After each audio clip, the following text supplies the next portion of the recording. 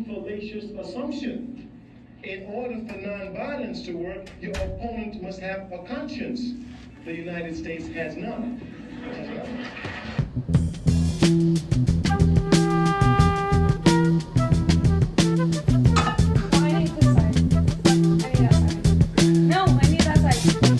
You will not be able to stay home, brother.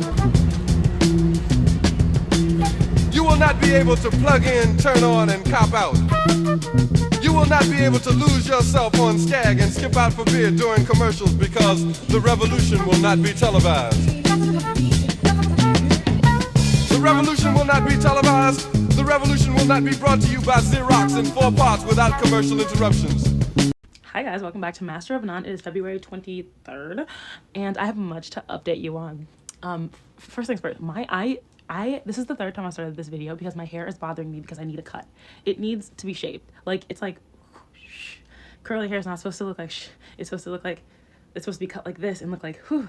I don't know what those sounds were, but you know what, you get what I mean. Are you picking up what I'm putting down? Are you smelling what I'm stepping in? You know what I mean? Like, so it looks like, it doesn't look a mess. My hair is beautiful always. But it needs to be cut. It needs to be groomed a little. And that is like a completely fine thing. So don't hold it against me, guys. Do not hold it against me. Oh my gosh. Okay. It's just bothering me. Anyway, I have a lot to update you guys on. I haven't talked to you guys in a long time. Oh my gosh, what have I been doing? On Friday, I went to New Jersey to spend time with my family because I haven't seen them since Christmas. I showed it in like the beginning clips. Just whenever I go back to Jersey, me and my family just like sit, we watch movies, we eat, we do the thing. My mom makes me breakfast, lunch, and dinner, and it's the most beautiful thing ever. We run out of toilet paper, and the toilet paper fairy fills up the toilet paper and all the things. There's everything. There's an abundance of everything. It's beautiful. I'm so grateful. I'm so blessed. I'm so lucky to be able to have a family that has what they have, and I'm so lucky that I was able to grow up that way, and I'm so lucky and grateful that I literally can go back there whenever I want to. I can seek refuge there. So yeah. But I'm gonna update you guys on what I did this weekend. So other than relax and just chill out, I got on the Peloton because my mom has a Peloton, and then today I actually ran for the first time in almost, I think it's 3 weeks, because I vlogged it. I vlogged my process. I had runner's knee, and spoiler, I still have runner's knee, but the last time I ran, I couldn't run more than 1 mile without having like crazy pain in my knee, to the point where I legitimately almost couldn't even walk. And this time I actually ran 3 miles until I hit that pain. So we're making progress. Once I ran 3 miles, I was like, okay, I'm gonna get off the treadmill and I'm gonna lift weights, so I can build that muscle up around my knees. But yeah, I'm just lucky that I was able to, go to SoulCycle for that time and like take time to rehab it and everything. But it's still kind of a bummer because I want to be able to run like 10-15 miles without any pain like I used to. And I know I'll be able to get there. It's just like sometimes I get impatient, and I also hate lifting weights. So there's that. Okay, next. My dad took me to Barnes & Noble as soon as I got off the train. And my dad is also a reader. He's also a writer. So it runs in the family. And it's just like, it's so fun to see him in Barnes & Noble because he has like the same joy that I have when I'm in there, and it's fun to see that the search for knowledge and the joy in finding knowledge endures a long life. And I hope and pray that I am just still searching for knowledge as I grow and take after my dad.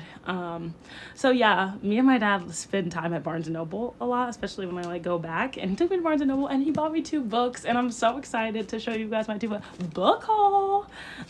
So yeah, I now have just too many books to fit in my windowsill, so I'm gonna have to get a little shelf or something because they're gonna fall over. But I'm gonna show you guys what I got. I got The Bluest Eye by Toni Morrison. If you know, you know. Guys, honestly, I'm scared to read it because like I've heard that it's just so deeply sad. It's just about a young black girl who prays for light skin and blue eyes. And although You know what? I never wanted to be white when I was younger. I did go through just like a phase where I was like, I don't look like the people around me, and like it's sad, and I wish I had straight hair and all that kind of stuff. I never want to be white though. So I think this is going to be particularly sad for me to read, especially the fact that I relate to it on some level, not like the same, but you know what I mean. So I'm excited to read it. This is my first Toni Morrison. I'm so excited. And then the next book I got is The Memory Police. I think I've heard like whisperings about it on TikTok, but I haven't like heard that much. And honestly, this sounds like a movie I would want to watch, or a TV show, like something like crazy dystopian. And I am just, on the back it says it's giving Fahrenheit 451 and 1984, and honestly, with the state of the world, this is what we need. This is what I need to read. I'm like so excited about it. So I got those 2 books, and I finished My Brilliant Friend by Elena Ferrante. And I'm gonna say this, I know it's rated the #1 best book of the century, but I'm really about to go against the grain here, guys. I really am. This book is not the #1 book of the century. First of all, we're only a quarter of the way through. What about my books? What about the books I release? What are they gonna be ranked? Why are we ranking the books of the century in the year 2025? Anyway, besides that, this book does have redeeming qualities. I think what was trying to be done is commendable. Truly, truly, truly. It follows like 2 girls from the time they're like 6 years old to the time that they're 16, and it's a quartet of books. There's 4 books, and all 4 books are a lifetime basically. And you know, I love that shit.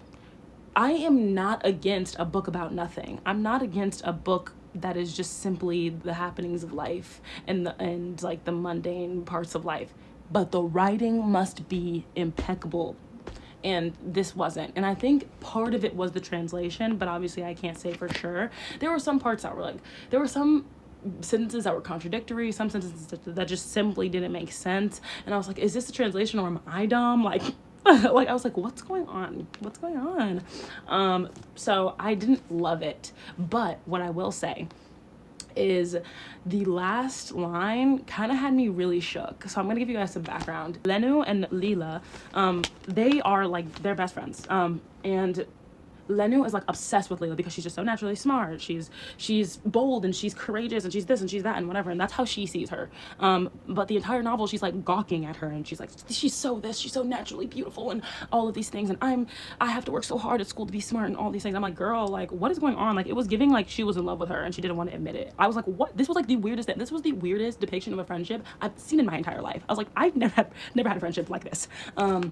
And at the end of the book, like spoiler alert, Lila gets married, and Lenu is looking at her as she's sitting next to her husband, and she looks very sad. Like at the end of the book, their relationship kind of comes to a head, and Lila validates Lenu, which she hasn't done throughout the entire book.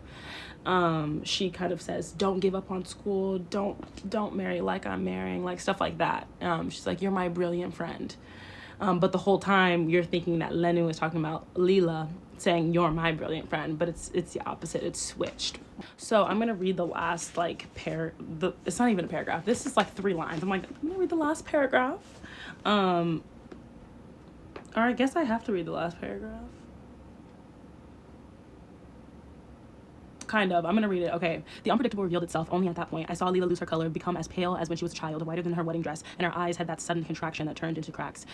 She had in front of her a bottle of wine, and I was afraid that her gaze would go through it with a violence that would shatter it, with the wine spraying everywhere. But she wasn't looking at the bottle. She was looking farther away. She was looking at the shoes of Marcelo Solara. They were Cerullo shoes for men, not the model for sale, not the ones with the gilded pin. Marcelo had on his feet the shoes bought earlier by Stefano, her husband. It was the pair she had made with Reno, making and unmaking them for months, ruining her hands. And that's the last line. And honestly, to me, it represented Lila looking at those, because she used to make shoes. She wanted to become rich making shoes. She wanted to be a business owner. She wanted to be rich. She talked about this all the time in the novel. For me, her looking at that while she's sitting next to this man that she's marrying at 17 years old, by the way, was her like, and she's whiter than her dress. It's her mourning what her life could have been. That's what it meant to me. I think all the humanity of this book was literally in that last paragraph. And Lenu realizes that. And though she's not saying that she realizes that, oh, she's actually a sad person, she's this, she's that. I think the reader's meant to know that intuitively, because the entire book she is saying how great Leela is. She's not noticing her flaws. She's not noticing, like, she notices that other people notice her flaws, but she never notices them herself, and this is the first time she's noticed. So I kind of really loved the ending, which was it was a huge surprise to me, like a really big shocker, honestly, because I was like, yeah. Anyway, there's one other line that I think revealed the humanity of this book, which is saying a lot because it's literally just somebody's life. And I wasn't really feeling it. I wasn't feeling connected to the characters, which is a really sad thing for me because I wanted to read this book really bad. So let me read you this line. There are no gestures, words, or sighs that do not contain the sum of all the crimes that human beings have committed and commit. And I really like that line just because, like, I think that line also works when you're talking about the opposite. And there's no action that doesn't contain the sum of, like, the love that humanity holds. You know what I mean? There's duality in everything. And I thought about that line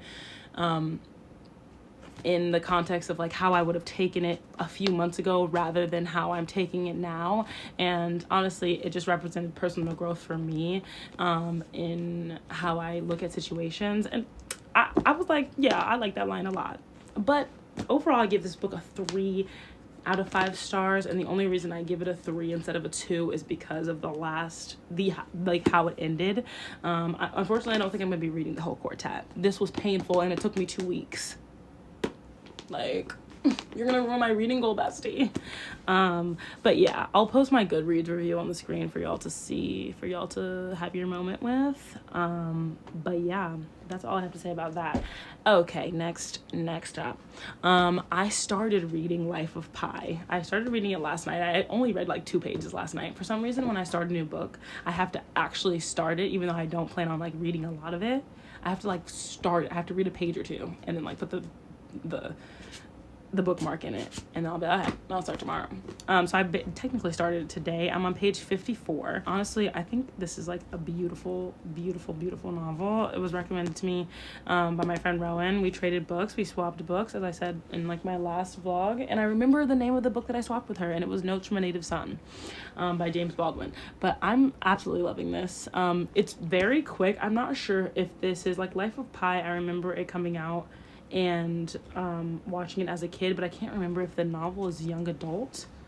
Like, I can't remember, but I'm like going through it really quickly, and it's giving young adult. Regardless, I'm happy to be reading it. But yeah, tonight I actually have a shoot at 6 p.m. I have a band shoot with a band called Mary Shelley.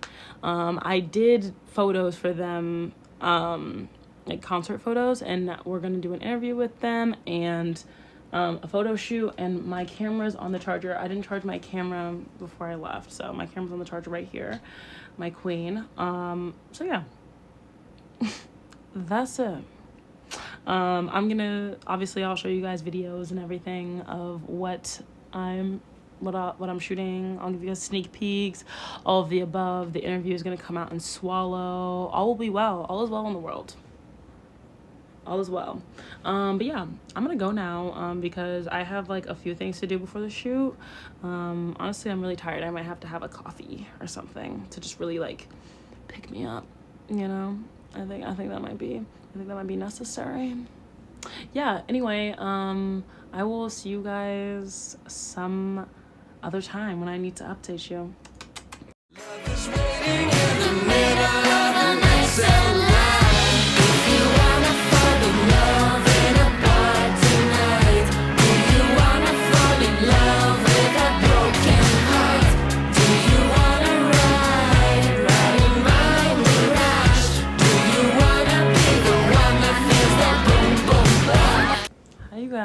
It's Tuesday, February 25th, and I'm ending this vlog here, but not without updating you guys, telling you guys what happened over the past few days, and leaving you with my little piece.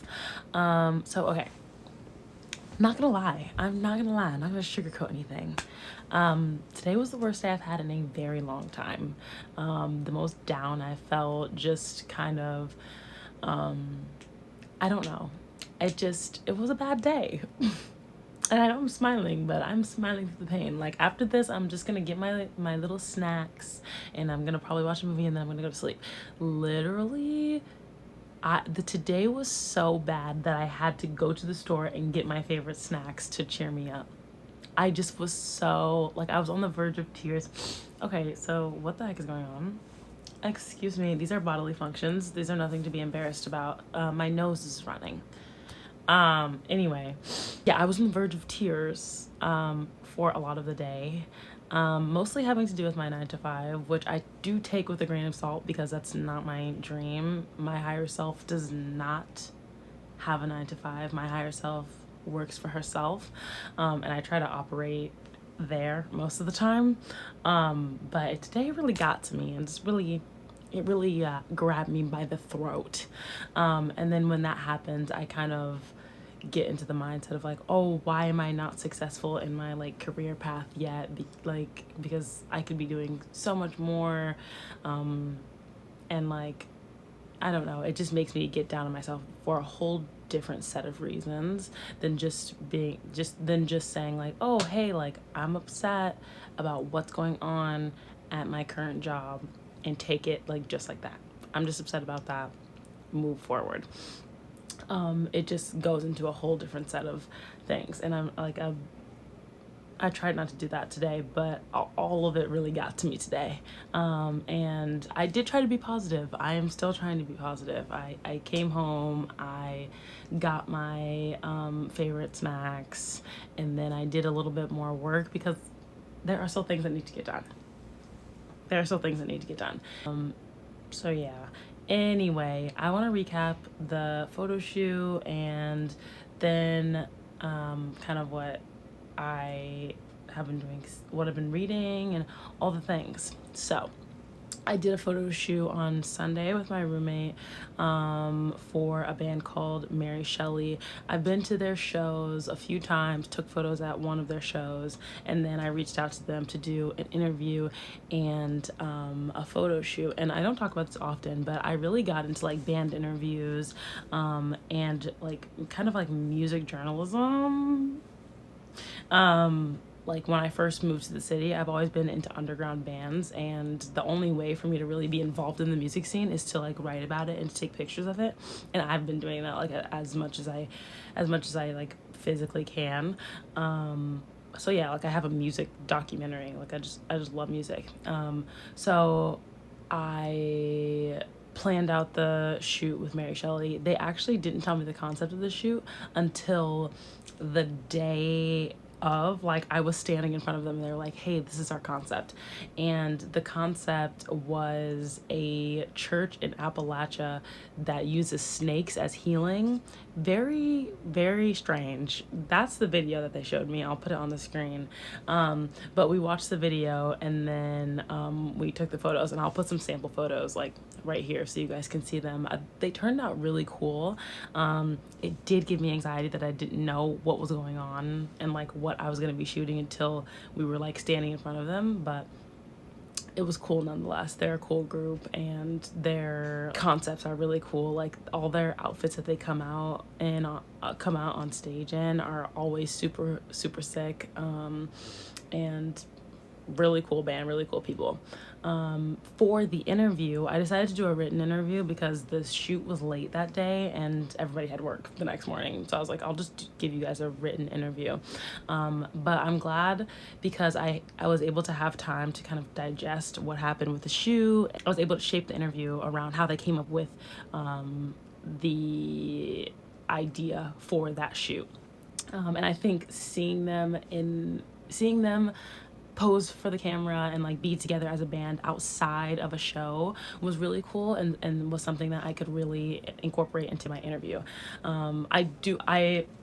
Going into like music interviews just in general, one of the main interviews, well actually the main interview that inspired me to like actually take on music journalism and interview artists, and do it in a different way than I had read before, was a Pitchfork interview with Dijon. Dijon is one of my favorite artists. I love him. Like, I love him down. Like, I went to his concert, it was so long ago. I went to his concert and I kept the wristband on from the concert for like 6 months after. Guys, I know that's gross. Cut it off. Still have it. I own his sweatshirts. I own his album. I know every single song of his. I just do. I know them all by heart. I like, those people on TikTok who like will play the Taylor Swift song for like 2 seconds and then you have to guess the name. That's me with Dijon. That's my man. Anyway, that's besides the point. I don't love this interview just because it's an interview from Dijon. I love this interview because it's like storytelling. It's called Dijon Wants His Scrappy Sound to Be More Than Just a Vibe, by Ryan Dumball, and it's in Pitchfork.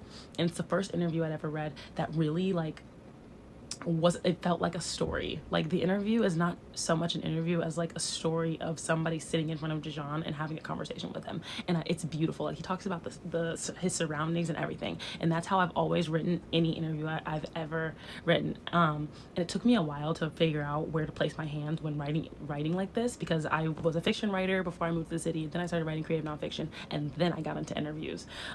But when I interview a band, I always go back to this interview because it's just so inspiring. It's the most beautiful. Please read it. It's right here. It's just so inspiring. It's so beautiful, and it is like my favorite interview ever. So I wanted to like highlight that as like a piece of media that I read this week, reread this week. I go back to it so often. Anyway, yeah.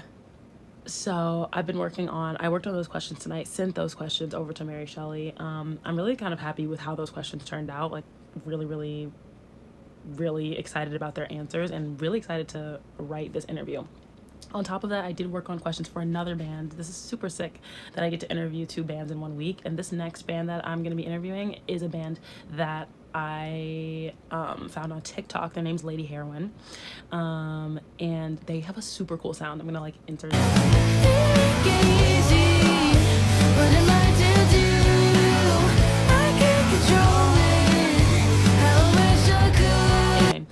they have a super cool sound, and I like saw them on TikTok, saw that they were gonna be in New York on Thursday, so like 2 days from now, and I was like, hey, by any chance would you want me to shoot your show, and after the show would you want to do an interview for my online magazine? And they were like, heck yeah. And I was like, hell yeah. And so I came up with the questions for them today, and I'm super excited about those. This interview is gonna be in person, and I'm like stoked about it. I wish I had one of those like recorder things where I could be like, and what do you think about this? And what about this? But I think I'm just gonna use my phone because like it's not the 1990s, but whatever. Anyway, yeah, I'm super excited to like go into everything. They're a newish band from Orlando, Florida, that's never played outside of Orlando, and I don't even know the music scene in Florida at all. Like, I know the music scene in like, hold on, I have it written down because it's one of their questions. Like, I know the music scene in like North Carolina, Tennessee, Georgia, New Jersey, Boston, and obviously here in New York, but that's not a small music scene. New York's a pretty big music scene, but I didn't do any research about Florida, so I want to know about like everything that they're doing, the house show scene. Are there venues? What are the other bands? Guys, how would you book the show here? How would you go about booking the show? What about the drive? Tell me about the drive up. It's scrappy. I love it. I love DIY music. I think it's so sick. There's so many incredible bands out there that are just that just need one person to hear them and they'll just take off like that. That's my bread and butter. Yeah, so I'm very excited to interview Lady Heroin. Like, guys, check them out. They're insane. They're so good. And I literally have been listening to them all week, and I listened to their entire album as a part of like my little research to come up with questions for the band. And I think like my goal with this is to get a deeper interview than someone who's just like, oh, like, what are your goals as a band? Where'd you get your name? How'd you guys meet? Sometimes I read these like really niche interviews that ask these crazy questions, but don't necessarily get to a point. Like, they're not actually getting any deeper than a baseline interview. And I want to find that happy medium. Like, I want you to finish reading an interview with an artist and be like, oh wait, I know them. I know that band. Like, I sat there with them. I talked to them about their work. So yeah, very fun, very funky, very fresh. Very excited about that. Obviously, you guys will see the show. You guys will see the photos. you guys will get to read the interview, whatever. But also, as I like finished those questions and everything, I started to think about like all of my goals for myself creatively for this year that I've had since I was like 5 years old. And it reminded me of like a TikTok that I saw, and it was like, I hate going to a coffee shop to do work because it's like 2 things that I need to do urgently, and the rest of the list is everything I've wanted to do since I was 8 years old. And like that's how I feel every time I start like doing something or start a new project or anything. And like a lot of my resolutions this year to just slow down, take things as they come, be kind to myself, and just like work on taking things slow and not rushing when it comes to my work, which is taking a lot out of me. And I get a little overwhelmed. Although I'm not like rushing with anything right now, I am doing a lot of things at once, and I kind of get overwhelmed when I switch gears because I've been doing a lot of photo shoots and a lot of work when it comes to like my short film that I'm working on with one of my friends, and now I have just like shifted to doing a lot of interviews, and I'm always doing photo shoots, so that's always there, but like I shifted to doing more interviews, and I'm like, is this, which is why this is a lot of the reason why I call the series Master of None, but I'm always thinking, am I doing too much? Is it digestible for me to be a journalist? Is it digestible for me to be a journalist, a fiction writer, a creative nonfiction writer, a photographer, a videographer, a screenwriter, this, that, and third? And I think it just boils down to the fact that when I tell people who I am, I'm sort of afraid that they won't believe me. And I think that comes from me not believing myself, because I do all these things and I do think I do them well. It's just that I am afraid of the perception of like, oh, she's doing a lot, she'll never be successful, like jack of all trades, master of none. But I said at the beginning of the series, you know, it's always better than a master of one. So I don't know, I think a lot of my frustration creatively recently has just come from me trying to do a lot at once, and I have been taking things slow, but I feel like right now I'm at a point where I'm like, what's going on, guys? What's happening? So yeah, that's how I'm feeling right now. That was like a huge brain spill. I hope you guys are able to follow that. Like, if you are, you have my heart. Anyway, still reading Life of Pi. I'm like halfway through the book, honestly. I don't know if I've had more time to read, or if I've just been like on the subway more, or I don't know, or if it's just going by really quick. I'm loving it. But yeah, anyway, guys, I am gonna go. I've been talking for 20 minutes. I obviously had to like get things out, but I gotta go. I don't know if I'm gonna even be able to like edit this down. I'm gonna have to cut out a lot of stuff. Anyway, I'm gonna leave you with, I don't want to leave you with anything cliche, but it's all I'm thinking of. Like, maybe just like, let me think. Okay, obviously everything I leave you with is something that I need myself. That's a word. But maybe everything that, there's nothing that you can get from the world that's not already inside of you. I love you. I will see you next week on Master of None.